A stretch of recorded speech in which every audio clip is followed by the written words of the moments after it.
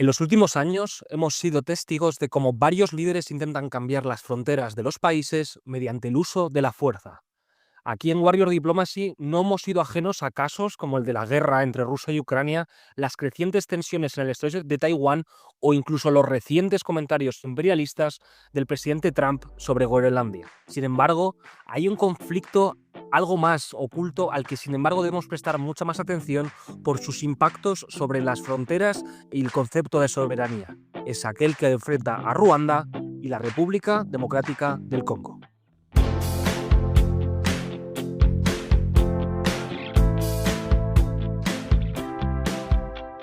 Bienvenidos a un nuevo episodio de Warrior Diplomacy, tu podcast de confianza donde exploramos las dinámicas de las relaciones internacionales y, por desgracia, también analizamos los conflictos y las desgracias que siguen marcando el mundo, y hoy no va a ser una excepción. Me acompaña una vez más Fabio Almada. Muy buenas, Fabio, ¿cómo estás? Hola Nico, ¿qué tal? Aquí un episodio más y como bien lo dices tú, pues lamentablemente otro conflicto, ¿no? Parece que es lo único que hablamos en Warrior Diplomacy, pero bueno, creo que son los temas que más mueven el panorama internacional y se vienen unos años complicados, yo creo. Así que bueno, toca hoy analizar África y con muchas ganas, Nico, con muchas ganas. Y bueno, sobre todo contamos con Jesús Romero, que bueno, para los veteranos ya le conocerán porque ha participado en hasta 3 episodios nuestros, el último sobre Sudán el año pasado. ¿Cómo estás, Jesús? Es un placer tenerte aquí. Buenas, pues encantado de nuevo de volver y como decir, pues lamentablemente para analizar conflictos, porque es el mundo que nos ha tocado vivir, es un mundo conflictivo, pero podemos analizarlo y podemos hablar de ello. Bueno, antes de entrar en materia y para que nuestros oyentes se puedan guiar un poco, vamos a dividir esta conversación de hoy sobre África en 3 bloques. El primero será explicar un poco cuál es la situación en Ruanda, con la figura clave de Paul Kagame y cuál es el régimen que tiene este líder africano en este pequeño país. En el segundo bloque exploraremos el conflicto en sí, sobre todo la situación en la frontera, los diferentes actores que están involucrados y las dinámicas geopolíticas que pueden estar en juego. Y por último, en un tercer bloque, exploraremos hacia dónde puede ir todo esto. Discutiremos los posibles escenarios y veremos qué implicaciones puede tener este conflicto para la estabilidad de la región.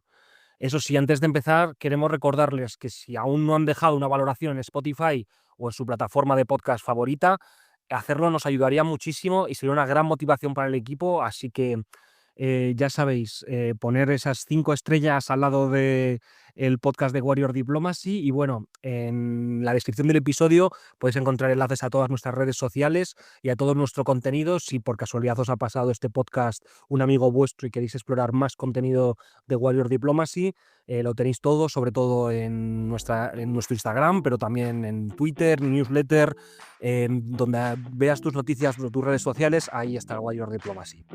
Pero bueno, sin más preámbulos, entremos en materia y comencemos por Ruanda y el régimen de Paul Kagame.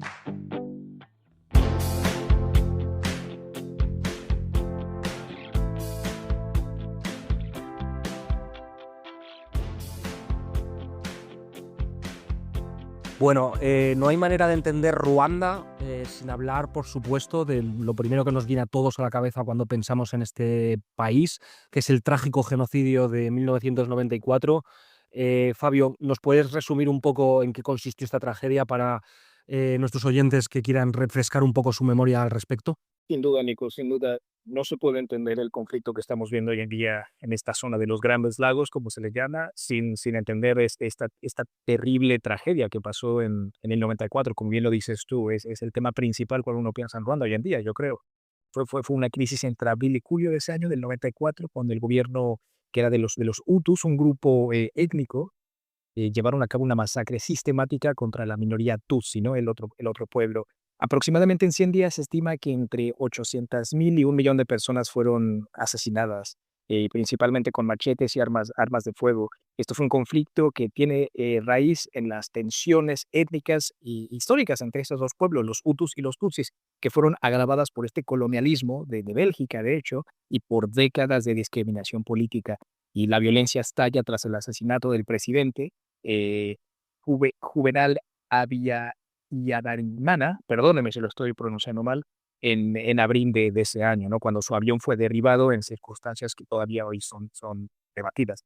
Y esto desató esta matanza organizada por el gobierno interino y la milicia Hutu, ¿no? Con listas de víctimas preseleccionadas y la estación de radio usada para instar a este exterminio. Y en verdad, algo que se critica mucho es que la comunidad internacional no pudo intervenir, bueno, no intervino a tiempo para detener la masacre. La ONU tenía una misión de paz en Ruanda, pero con un mandato limitado y sin refuerzos suficientes no pudo evitar este genocidio, mientras países como Francia y Bélgica estaban evacuando a sus ciudadanos, pero no a los ruandeses en peligro. Y el genocidio termina solamente cuando el Frente Patriótico Ruandés, que es liderado por Paul Kagame, y ojo a este líder, toma la capital, Kigali, en julio del 94, derrocando así a este régimen genocida y da lugar a un éxodo masivo de Hutus hacia países vecinos, temiendo represalias de Kagame. Y desde entonces Ruanda ha llevado a cabo un proceso de reconciliación y de justicia que ha incluido juicios locales, tribunales internacionales, y el país ha estado tratando de buscar una estabilidad y un desarrollo bajo el liderazgo de Kagame, ¿no? Estos últimos años. Y Nico, yo creo que en un nutshell así te lo podría describir, pero obviamente miles de detalles que se quedan en el aire, pero para el tema de hoy yo creo que en eso te lo defino.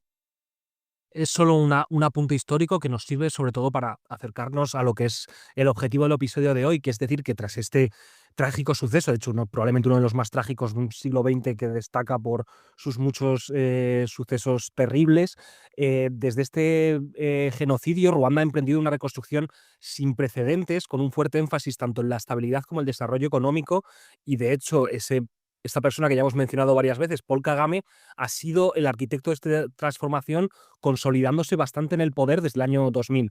Su liderazgo ha sido incluso alabado por los líderes europeos, pero también criticado por ciertas tendencias autoritarias. Pero antes de que entre yo a explicar exactamente en qué ha consistido este liderazgo, es mejor preguntarle a nuestro querido invitado, a Jesús, que nos cuente un poco exactamente en qué consiste estos largos años de liderazgo, de dictadura, igual hasta podríamos llamarlo, de Kagame, y qué manera ha tenido de consolidar el poder desde entonces.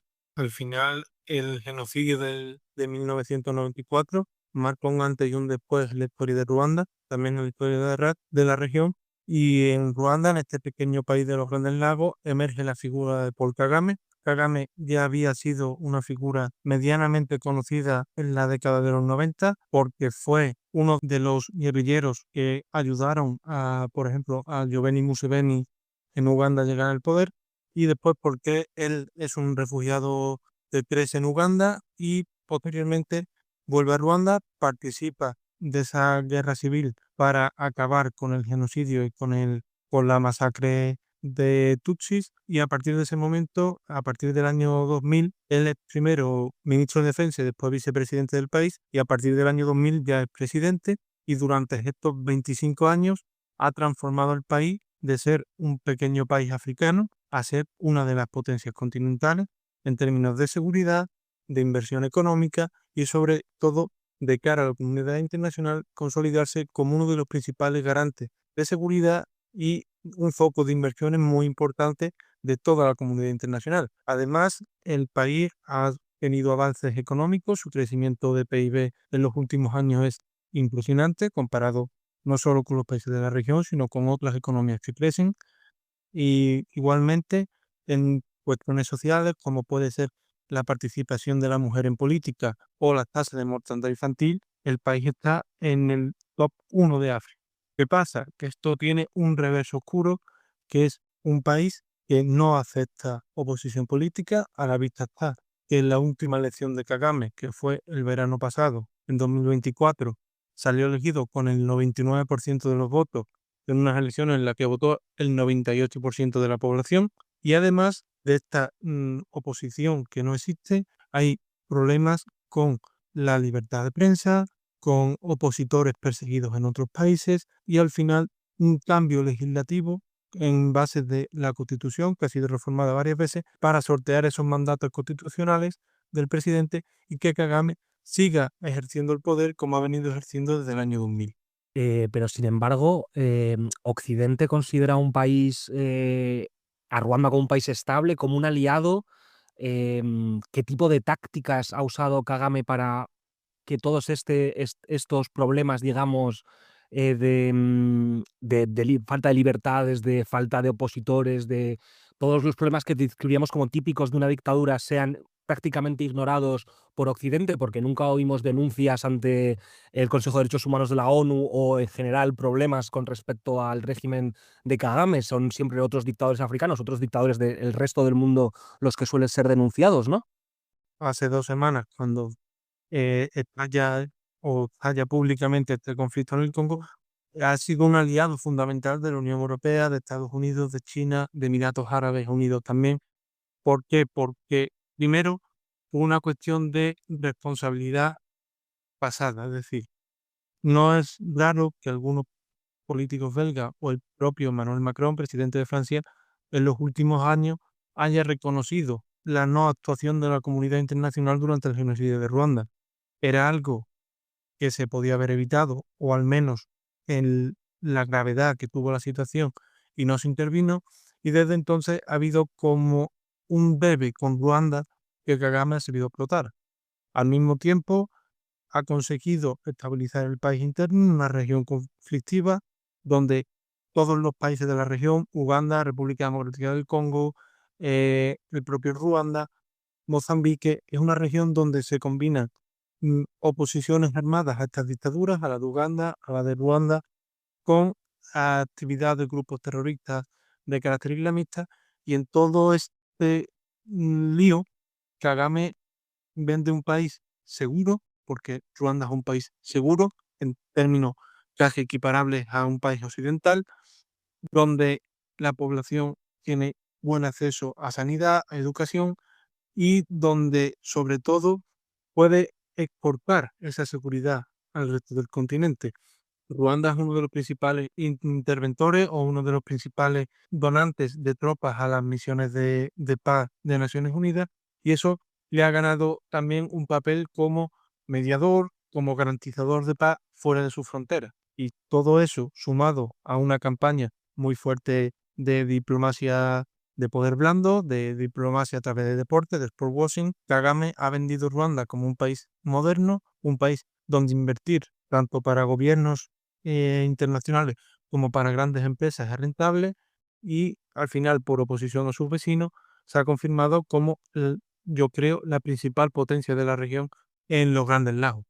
Y para añadir, Jesús, me gustaría decir otra razón por la cual Ruanda se suele escuchar también, o se estaba escuchando hace unos meses, unos años, es no solamente por el apoyo que Estados Unidos le daba, sino también, recuerden este tema del Reino Unido, que quería mandar esto, solicitarles de asilo a Ruanda para hacer que sus papeles sean tratados ahí. Se me hizo muy interesante, ¿no? Cómo se le ve, como bien lo dices, Jesús, como ese actor estable en una región tan inestable. Y la Unión Europea también, después de años, cerrando muchos acuerdos con Kagame en materia de minerales, infraestructuras, inclusive financiando a su ejército para luchar una vez que tuvo una insurgencia en el norte de Mozambique, ¿no? Y como bien lo dices tú, Jesús, aportando también tropas a las misiones de paz. Se me hace impresionante eso, un país chiquitito en mitad del continente, ¿no? Y creo que también Kagame trataba de mandar esta idea de proceso después de sufrir una gran tragedia, todo lo que se puede crear. Y es también este dilema del buen dictador, ¿no? O sea, es verdad que hay una figura autocrática, pero siempre que me esté dando beneficios, está bien, le apoyo, ¿no? Y creo que es algo que se escucha más y más, ¿no? Yo lo escucho mucho en América Latina con el caso de Bukele, que a lo mejor al corto plazo te da resultados, pero al largo plazo ya no. Y creo que esto viene muy acorde al tema que vamos a explorar ahora, ¿no? ¿Qué es lo que está pasando en la frontera con la República Democrática del Congo? Porque a pesar de que Ruanda es esta autocracia estable, pues ya se está evidenciando cómo este apoyo a la violencia en la región la está dejando, pues, está fortaleciendo un papel como un factor de desestabilización. Y bueno, sin más que añadir, chicos, yo creo que podríamos entrar en el segundo bloque y pues ver qué está pasando hoy en día, ¿no? No sé, Nico, si tú tienes ahora, con todo el buen contexto que nos da Jesús, alguna manera de hacer un pensamiento de conclusión de esta buena puesta en escena de lo que es Ruanda y quién es Paul Kagame.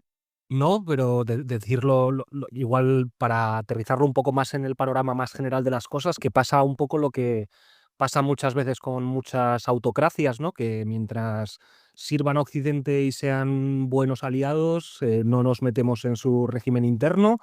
Si deciden levantar la voz y no serlo, entonces son peligrosas amenazas para el orden internacional. Los ejemplos evidentes se nos ocurren a todos y yo creo que Ruanda en este caso es un ejemplo más de lo que muchos llaman la hipocresía del orden internacional, en el que muchas veces las reglas solo se aplican para aquellos que Occidente o los países de la Unión Europea, Estados Unidos, etcétera, consideran enemigos, mientras que aquellos que consideran amigos o aliados por diversas razones, que ahora veremos cuáles son, no deciden no hacerlo, y entonces se les permite incluso se les incentiva el que sean autocracias sin ningún tipo de consecuencias, por mucho que esto afecte y de manera grave a los derechos y las libertades de muchas personas en esas zonas. Pero solo quería hacer esta pequeña reflexión como cierre de este primer bloque. Pero ahora entremos a nuestro segundo bloque, en el que analizaremos en detalle la situación que se está viviendo, que al final es el objetivo de este episodio, entre Ruanda y la República Democrática del Congo.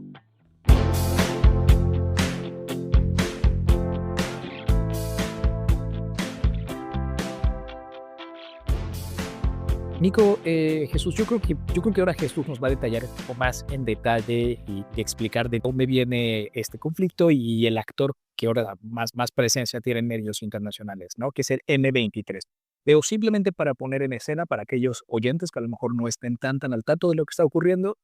A finales de enero, rebeldes de un grupo paramilitar llamado M23 entraron en Goma, que es la capital de la provincia de Kivu del Norte, en el este de la República Democrática del Congo, el vecino de Ruanda, y tomaron el control de la ciudad de más o menos 1 billón de habitantes.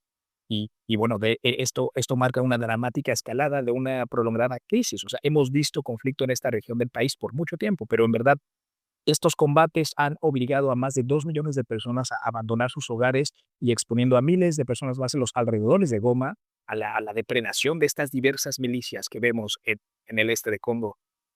Y bueno, M23 tiene unos lazos interesantes con Ruanda que ahora creo que Jesús nos va a detallar mejor, pero en verdad hay mucho miedo y todavía hay mucha incertidumbre de a dónde va a llevar esto, porque lo peor podría todavía estar por venir. Si los rebeldes siguen avanzando en la siguiente provincia, en Kivu del Sur, y amenazan esta otra capital, pues inclusive esto podría desatar un conflicto todavía más grande que nos recuerda pues a los horrores de los finales de la década de los 90 y principios de los 2000, cuando millones de personas murieron en medio de una guerra multinacional en esta zona.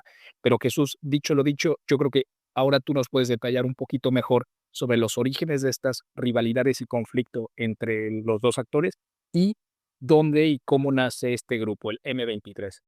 Me voy a remitir algo a lo que ya hemos hablado, que es el genocidio de Ruanda de 1994. Al final es un genocidio que tiene implicaciones y tiene ramificaciones fuera de las fronteras de Ruanda. Al final, Ruanda es un país pequeño y tiene varios vecinos alrededor, lo que implica que, por ejemplo, al igual que sucede en otros países de África, la definición de frontera no ajusta a los grupos poblacionales o a las etnias, todas dentro de un mismo estado. Entonces, lo que sucede en 1994 principalmente es que los Hutus, que habían sido los perpetradores del genocidio, muchos huyen a la República Democrática del Congo, donde todavía gobierna Mobutu Sese Seko y acoge a estos Hutus perseguidos por la Ruanda post-genocidio, y esto lleva a Ruanda a intervenir a finales de los 90, en el 96, en apoyo a una rebelión interna congoleña liderada por Laurent Kabila para derrocar a Mobutu Sese Seko. Esta rebelión genera la Primera Guerra del Congo y la caída del dictador. Las facciones se reorganizan y 5 o 6 años después estalla una Segunda Guerra del Congo. Al final ha sido una constante desde finales de los 90 que el Congo sea el escenario de todos los conflictos regionales. Es decir, es un país muy grande en comparación con sus vecinos y donde todos los lazos acaban llegando. La Segunda Guerra del Congo, como decía Fabio antes, fue una guerra multinacional, participan Uganda, Ruanda, República Democrática del Congo, por supuesto, también Angola, y todos aliados enemistado junto con milicias armadas por estos gobiernos en contra de sus vecinos. De todo esto se van dando diferentes procesos de paz y en 2009 se llega a lo que podemos entender como el proceso de paz mayor. ¿Qué pasa? Que este proceso de paz no es aceptado por todos los congoleños, por todas las milicias congoleñas que participan de estos conflictos. El 23 de marzo de 2009, precisamente M23, que son las siglas del grupo, corresponde con este día, con este 23 de marzo, se firma un acuerdo de paz que 3 años después una parte del ejército de la República Democrática del Congo no acepta. Y estos son los orígenes históricos del movimiento M23, una revuelta interna dentro de las Fuerzas Armadas congoleñas, que eran militares por un lado descontentos con el acuerdo de paz firmado antes, igualmente con un componente étnico fuerte porque son tutsi, son congoleños tutsi. ¿Qué pasa? Que a Ruanda esto le viene muy bien, en el sentido de que hay un grupo militar en la frontera, en el país vecino, con un componente étnico que corresponde con el suyo, y también le viene bien a Ruanda apoyar a este grupo por el control de los minerales. Es algo que forma parte del conflicto desde hace muchos años y que ahora está saliendo a la luz. Lo que tenemos entonces es un grupo que en 2012 el M23 ya es capaz de tomar esta ciudad de Goma, pero se retira en 2013 y en 2022 vuelve a emerger esta rebelión en el este de República Democrática del Congo y es lo que tenemos hasta ahora. Lo más inmediato ha sido la toma de Goma, capital de Kivu del Norte, una ciudad muy grande, es una ciudad de más de 1 millón de habitantes, casi 2 millones de habitantes, que está justo en la frontera. Si los oyentes miran un mapa, Goma es la frontera entre República Democrática del Congo y Ruanda y lo que provoca es una escalada en un conflicto que, como digo, lleva activo desde 2022 y que entra ahora en una nueva fase con la implicación real de Ruanda demostrada por Naciones Unidas desde hace varios meses. Sin duda, la toma de una ciudad tan grande como Goma, de una capital regional y por extensión de prácticamente toda la provincia, toda la región de Kivu del Norte, más algunas posiciones en regiones aledañas, lleva al conflicto a un punto que no habíamos visto desde los años 90. Yo le quería hacer un pequeño hincapié en lo que has dicho del control de los recursos minerales, porque me parece muy importante, porque quizás estemos ante una de las claves del conflicto. Según tengo leído, según un informe del grupo de expertos de la ONU, en esta zona que has descrito, en Kivu del Norte, se ha puesto en marcha como una auténtica administración paralela que controla las actividades mineras, el comercio, el transporte, la fiscalía de los minerales y que de hecho exporta de manera fraudulenta cada mes, sobre todo coltán, a Ruanda y lo mezcla con la producción ruandesa para luego exportarlo fuera de Ruanda. Y de hecho aquí entra, que es bastante curioso, la Comisión Europea hace justo un año, el 17 de febrero de 2024, alcanzó un acuerdo con Ruanda para facilitar la importación de estos minerales, especialmente el coltán, que es clave para la fabricación de productos que utilizamos todos los días, como los coches eléctricos o los teléfonos móviles, y estamos, de hecho, en gran medida facilitando a través de este acuerdo el hecho de que se importe coltán que legítimamente pertenece, como estamos viendo, a la República Democrática del Congo, tal y como ha dicho el grupo de expertos de la ONU. Pero yo te quería preguntar, porque estamos hablando mucho de Ruanda y es el foco de este episodio, pero quería preguntarte brevemente por el régimen de la República Democrática del Congo y cuál es su situación interna, porque entiendo que desde la guerra civil la situación ha evolucionado mucho, pero que seguimos hablando de un país muy inmenso, muy inestable políticamente y que imagino que tendrá muchas dificultades para hacer frente a cualquier tipo de actividades de este tipo, ¿no? Por eso solicito la ayuda de la ONU en el tema de Goma y por eso imagino que está tan preocupada por lo que puede hacer, para poder hacer frente a un país que, si uno lo mira en el mapa, es tan pequeño como Ruanda en cuanto a tamaño respecto a la República Democrática del Congo, ¿no? Sí, al final República Democrática del Congo es un país que peca de ser demasiado grande. Entonces, es difícil para el gobierno de la República Democrática del Congo controlar todo el territorio a nivel efectivo, tanto por la extensión del mismo como por la presencia de grupos opositores y milicias, además de sus grupos terroristas que hemos comentado. Al final, después de la guerra civil en el Congo, de esas dos guerras que se producen a finales de los 90 y principios de los 2000, Laurent Kabila es el que derroca al dictador Mobutu en el 97 y cuando muere Laurent Kabila le sucede su hijo Joseph Kabila, que está gobernando hasta 2018, cuando se produce lo que podemos entender una transición política en República Democrática del Congo, donde emerge la figura de Félix Tshisekedi, que es el actual presidente, que fue reelegido en 2023 bajo acusaciones de fraude, y al final el papel de Tshisekedi es relevante en tanto en cuanto durante su administración, al inicio de la misma, puso en marcha una diplomacia externa en la región destinada a la pérdida de influencia de Ruanda.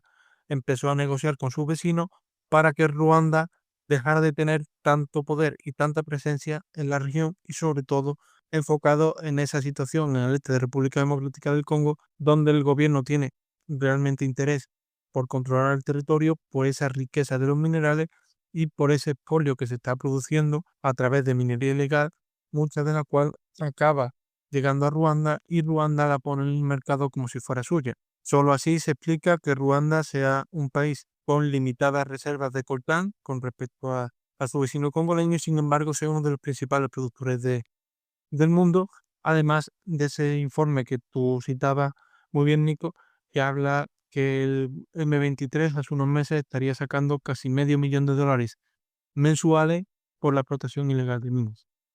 Jesús, yo quería hacer una mención a un artículo bien interesante que me leí en el Economist esta semana, que de hecho los chicos de Diplomacia Activa creo que lo traducieron al español, lo tienen allá en su Instagram, estoy seguro que oyentes están familiarizados con este medio. Es un artículo muy interesante donde comparamos la situación en Ruanda y lo que Kagame estuvo haciendo con la invasión de 2014 de Putin a Ucrania, ¿no? Como con una manera de apoyar a un proxy, pero sin hacerlo muy abiertamente, pero que al mismo tiempo después, un par de días, todo el mundo sabe que estás detrás de ello, ¿no? Y eso me recuerda un poco, pues a lo mejor recalcar un poco esa cuestión, porque yo tengo la duda. ¿Qué tanta relación existe, Jesús, entre el M23 y Ruanda? O sea, hasta qué punto son parte de sus fuerzas o hasta qué punto Ruanda les da no solamente apoyo material, sino también a lo mejor apoyo ya con soldados, con activos, o no lo sé, como que qué tan ligados están uno con el otro. Al final, realmente, si nos atenemos a los eventos recientes, a los datos que disponemos y a la realidad efectiva que podemos ver, el M23 no es sino un proxy de Ruanda. Al final tenemos una milicia que, aun siendo congoleña, porque que es importante resaltarlo, que el M23 son ciudadanos congoleños, en su mayoría de etnia Tutsi, no es posible una rebelión sostenida tanto tiempo en el tiempo sin el apoyo de un agente externo. No solo por el tiempo que lleva el M23 activo y cómo es capaz de combatir al ejército congoleño y a la milicia Guazalendo, que son los principales actores defensivos en este conflicto desde el punto de vista del Congo, sino porque tenemos, como comentaba Nico antes, una administración paralela. Esa administración paralela no es posible que nazca del M23 porque el M23 no tiene tanto personal, es decir, no tiene tanto personal combatiente ni tanto personal administrativo, si habláramos de un Estado. Por tanto, es indispensable la ayuda de un tercero, y ese tercero es Ruanda. El presidente Kagame desde hace muchos años ha negado este apoyo. Cuando se refiere al conflicto en el este de República Democrática del Congo, habla de un conflicto interno en el país vecino o de un conflicto entre congoleños. Él se desmarca y en este punto es importante entender que tanto Naciones Unidas como la comunidad internacional ha denunciado a Ruanda. Como bien decía Fabio, el día 27 el M23 anuncia que ha conquistado Goma y durante los siguientes días lo que vemos es a la comunidad internacional, bien a ministros exteriores belgas, bien a la diplomacia alemana, varios países más, pidiendo a Ruanda que retire sus tropas del territorio. ¿Por qué? Porque Ruanda tiene tropas en territorio de República Democrática del Congo desde hace años, por lo menos desde finales de 2023, principios de 2024, hay evidencia de personal militar ruandés en territorio de República Democrática del Congo. El Congo lo entiende como una agresión a su soberanía nacional. Es igual que Kagame califica de conflicto interno, desde el Congo hablan de guerra de agresión y al final lo que tenemos es apoyo de un gobierno a un grupo rebelde vecino con el interés de expandir su propio territorio, aunque no quede expresamente bajo control ruandés. Se entiende que todo lo que quede bajo control del M23 acabará estando en la órbita de influencia de Ruanda. Pues yo creo que con esto hemos explicado bastante bien las claves del conflicto actual y podemos dar paso a la tercera y último bloque de este episodio de hoy sobre Ruanda y República Democrática del Congo, que es el futuro inmediato y el futuro no tan inmediato, es decir, qué es lo que sigue en los próximos meses en este conflicto abierto y qué es lo que puede pasar en esta zona tan caliente en estos momentos de África y los Grandes Lagos.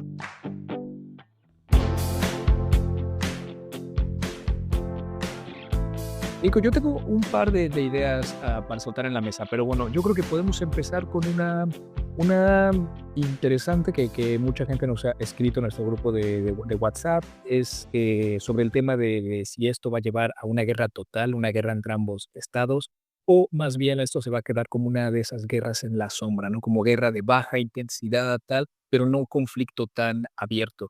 Y bueno, yo creo que inclusive yo me cuestiono eso a día de hoy, porque la escalada militar es evidente y la confrontación podría derivar en un conflicto mayor con repercusiones regionales. Creo que a lo mejor todavía es un poco temprano para decirlo. Estamos grabando a 6 de febrero, veamos cómo se desarrolla esto, pero la caída de Goma pone en presencia pues, el fracaso de este intento de República Democrática del Congo desde 2019 de llevar la paz y el orden al este de su país.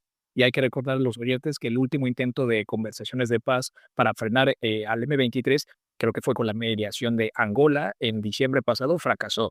También hay que recordar que el ejército congoleño tiene grandes obstáculos de corrupción e incompetencia de sus fuerzas.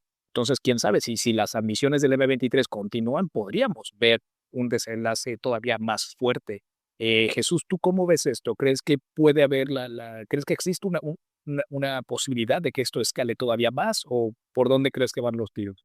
La escalada dependerá de la reacción de los dos países y evidentemente del M23. Una confrontación total ahora mismo no le interesa a nadie, solo al M23, pero el M23, sus deseos están limitados por el apoyo o el no apoyo que le preste Ruanda. Desde el punto de vista de República Democrática del Congo, ahora mismo su ejército es completamente ineficiente. Ahora mismo está llamando el presidente cuando estalló la crisis, se dirigió a la nación, pidió a la gente que se alistara como voluntario. Es verdad que ha habido una buena respuesta, pero al final no deja de ser milicia, no deja de ser personal sin formación, y el personal con formación al ejército congoleño se vio en Goma y en otros puntos donde ha combatido la M23.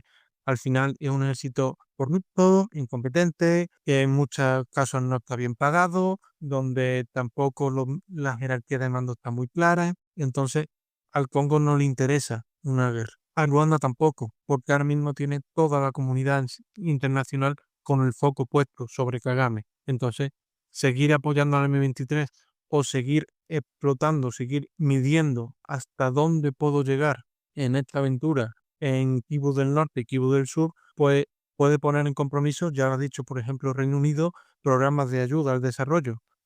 Alemania también se ha abierto, o bueno, se ha abierto no, ha cancelado reuniones con diplomáticos ruandeses precisamente destinadas a renovar colaboración al desarrollo. Hay que entender que la colaboración al desarrollo y los ingresos por esta vía suponen el 40% de sus ingresos, entonces habrá que ver cómo se juega. A la comunidad internacional, como tercer actor, tampoco le interesa un conflicto porque es una zona muy particular, es una zona donde las materias primas, donde el coltán, donde tantos minerales clave para la carrera tecnológica o para el día a día de la población mundial están en juego. Entonces, cortar ese flujo de minerales, sea legal o sea ilegal, a la comunidad internacional tampoco le interesa. Entonces, habrá que ver cómo se evalúan los intereses y las demandas de todas las partes para evitar que esto escale, porque una escalada sería terrible y nos pondría en un escenario como el de principios de siglo. Es importante decir bueno, que aunque por el momento la diplomacia regional e internacional hemos dejado bastante claro que no ha estado a la altura, sí que está habiendo movimientos. Por un lado, creo que ya lo hemos mencionado, pero por repetirlo, que ha habido una resolución de la ONU pidiendo a Kigali que retire sus fuerzas del Congo, en el que de hecho ha tenido un papel bastante activo Francia, que hablábamos al principio del episodio, que había reconocido su responsabilidad en el genocidio de 1944. Y también hay bastante esperanza puesta en las conversaciones convocadas por el presidente keniano William Ruto, actual presidente de la Comunidad de África Occidental, que acaban de comenzar, de hecho. Lo que parece es que ninguna de este tipo de medidas están siendo suficientes para los ciudadanos congoleños, que creen que se necesita mucho más y exigen mucho más a la comunidad internacional, empezando por quizás la imposición de sanciones sobre Ruanda. De hecho, hubo unas protestas recientes en Kinshasa en el que hubo protestas frente a las embajadas de Estados Unidos, Francia y Bélgica, además de las de Ruanda, para protestar por eso y pedir sanciones. ¿Tú, Jesús, ves posible el establecimiento de algún tipo de sanciones sobre Ruanda? O, como hemos visto en el primer bloque, es tal el grado de amistad y los pactos que tiene Kigali con el resto de los países occidentales, que establecer cualquier tipo de sanción o restricción parece actualmente, sobre todo en el actual contexto de autonomía estratégica y búsqueda de minerales raros, parece algo difícilmente pensable? Habrá que ver, de momento la comunidad internacional lo que se está intentando es evitar que el conflicto escale, como ya hemos comentado, y de momento no han llegado a medidas concretas. Está la resolución del Consejo de Seguridad de Naciones Unidas, pero más allá de eso no ha habido medidas concretas. Lo que hay son amenazas, más o menos contundentes, pero lo que son amenazas. Ya he comentado la de Reino Unido, la de Alemania, la Unión Europea también estaría intentando buscar a ver la manera de sancionar a Ruanda, pero al final no sé hasta qué punto estas medidas pueden ser efectivas. Lo hemos visto en el caso de Rusia, que antes comentaba. Hay muchas medidas o muchas sanciones, pero también hay otras vías de evadir las sanciones. Entonces, ¿hasta qué punto te puedes comprometer a sancionar a un país que sí que es verdad que en el orden internacional no es una potencia, pero que posee ahora mismo uno de los materiales clave, tanto en la geopolítica como en la economía actual? Entonces, eh, habrá que ver, como digo, la comunidad internacional, pero lo que sí se está moviendo, y tú lo comentabas, es la diplomacia regional. Al final, Fabio ha hablado también de ello. República Democrática del Congo y Ruanda mantienen desde hace bastantes meses unas negociaciones de paz mediadas por Angola, unas negociaciones de paz que no han avanzado, y el punto de no avance está muy claro, y es que el presidente de República Democrática del Congo, Tshisekedi, se niega a negociar directamente con el M23. Entonces, es otro de los puntos que da a entender que Ruanda apoya al M23 porque es como el representante del grupo en estas negociaciones de Angola. El foco está puesto en la comunidad de África Oriental, perdón, que se van a reunir este fin de semana junto con la Comunidad Africana la Comunidad Africana de Desarrollo. Se van a reunir los países de las dos organizaciones, que son los mismos, en Tanzania, y en esta cumbre sí que van a asistir los presidentes de Congo y Ruanda, y puede ser un punto de ver cómo gestiona, cuál es la presión también que puedan ejercer los países vecinos sobre los dos involucrados, y a ver cómo avanzan estas negociaciones antes de que la situación humanitaria se deteriore, porque creo que es el punto más grave aquí, más allá del avance militar del M23, que se pueda producir o no. Amenazaron con ir hasta Kinshasa. Parece complicado cruzar todo el Congo para derogar un gobierno, pero en el este de República Democrática del Congo y en las regiones de Kivu Norte y Kivu Sur sí que está habiendo combates. Hay que entender que Goma también fue uno de los puntos donde más refugiados acabaron después de huir de otros frentes. Entonces la crisis humanitaria es importante, y a ver cómo evitamos que esto escale. Jesús, hoy es eso, jueves 6 de febrero. Veamos el fin de semana qué tal. Y este episodio estará saliendo el día lunes 10 de febrero. Así que, oye, que si tú estás escuchando esto, ya habrás, ya tendremos un poquito más resultados de este fin de semana. Yo no sé por dónde va a ir la cosa, honestamente. Pero, Nico y Jesús, si pudiera hacer una conclusión general de lo que veo y cómo siento las cosas, ligado al título de este episodio es el peligro que estamos viendo de nuevo con toda esta retórica tan imperialista de redefinir de nuevo el panorama internacional y las fronteras con el uso de la fuerza, ¿no? Esta es una caja de Pandora que parecía que el mundo, el orden liberal internacional basado en reglas, había roto por completo. Y desde 2022, con la invasión en Ucrania de Rusia, hemos visto que más y más países están dispuestos a cambiar el estatus geopolítico por manera del uso de la fuerza, ¿no? Y yo creo que retórica como la que estamos viendo en Washington DC, no solamente Groenlandia, como Nico nos dijo al principio del episodio, pero sino también Panamá, pues al final no empieza a motivar a otros actores bien a arriesgarse, ¿no? Viendo que hay muy pocas repercusiones sobre utilizarlo. Y miedo me da, porque esto es una caja de Pandora que es muy conflictiva y definitivamente no es la manera.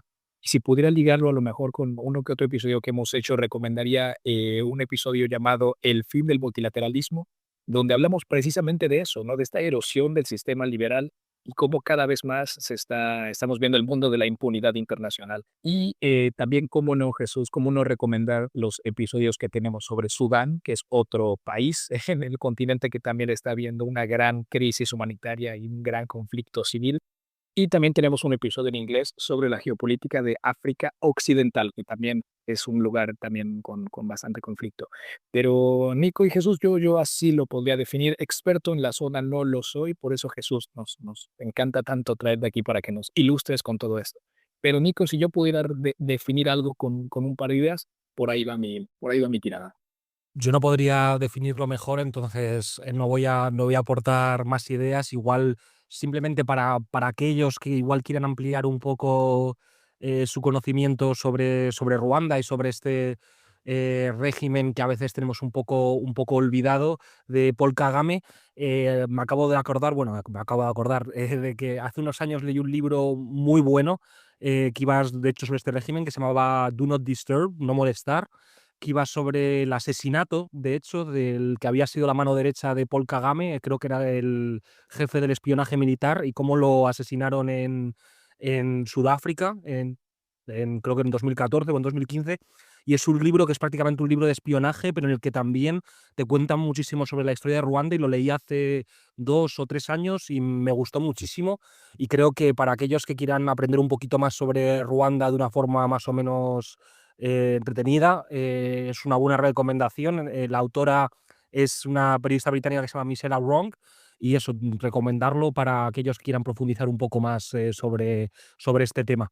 Y me gustaría dejarle el cierre igual conclusivo de este episodio a nuestro querido invitado, porque es el que más nos puede aportar luz sobre, y más nos ha aportado luz sobre este tema.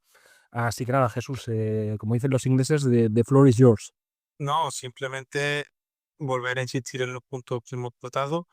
Estamos en un conflicto que no es nuevo. Por desgracia, en África, pues los conflictos importan menos o tienen menos gravedad, pero al final es un conflicto que se viene fraguando desde hace años, no ya desde el 2022, sino mucho antes. Y como decía Fabio, pues estamos ante otro ejemplo de que la comunidad internacional no es capaz de reaccionar o no es capaz de evitar que sucedan cosas como invasiones a terceros países.